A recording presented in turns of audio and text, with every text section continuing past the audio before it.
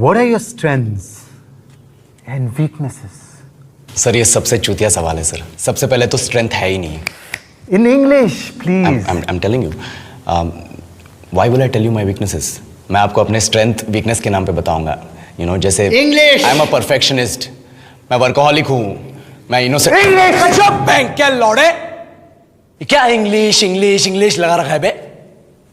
4 साल का था मैं जब मेरे पापा जबलपुर में किसी हलवाई के यहां काम करते थे। खुद तो कभी स्कूल गए नहीं, इसलिए अपनी गांड घिस घिस के मुझको स्कूल में भर्ती करवाया। अब कहने के लिए तो इंग्लिश मीडियम स्कूल था, लेकिन साले हमारे टीचर लोग खुद हिंदी में बात करते थे। हमारे स्कूल के लड़के एक दूसरे से यो व्हाट्स अप डॉग ऐसे बात नहीं करते हैं।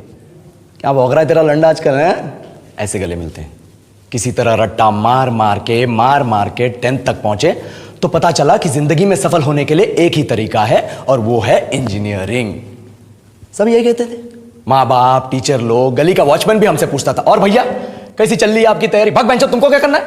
इसलिए हमारे स्कूल के बच्चे हम सब पहुंच गए बकरों की तरह। मैं IIT, मैं NIT। अरे जिस बच्चे ने अपने बाप को जलेबी तलते देखा है वो तो यही सोचेगा ना कि जिंदगी में पैसा ही सब कुछ है। I did not choose this engineering life, sir, and neither did this engineering life choose me.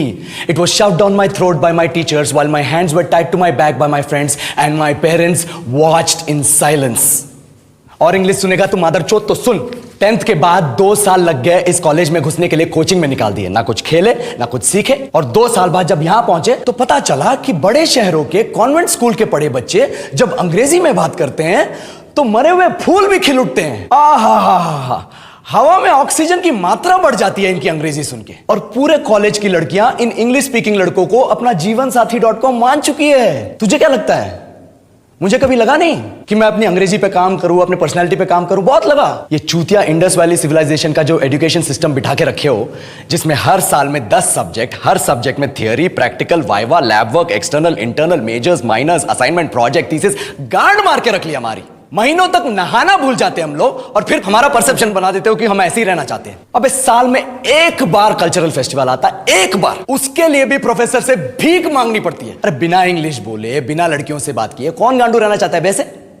पर टाइम कहां है कुछ सीखने के लिए? लगे पड़े हैं कोडिंग सीखने, 3 लैंग्वेज सीख रहे हैं अलग अलग इंग्लिश छोड़ के। लेकिन जब प्लेसमेंट्स की बात आई तो सबको एप्टीट्यूड चाहिए, पर्सनैलिटी चाहिए, इंग्लिश स्पीकिंग चाहिए। It is not that we can not speak English, sir. We are just very conscious of our diction and our pronunciation, and we are not confident to speak in front of anyone else. If the curriculum was a little bit diverse, if the engineering colleges in our country focused on our all-round development instead of functioning like a goddamn factory that is just mass producing robots by killing their dreams and handing out degrees, I would not be sitting here in this pointless HR interview, the likes of which exist only in our country.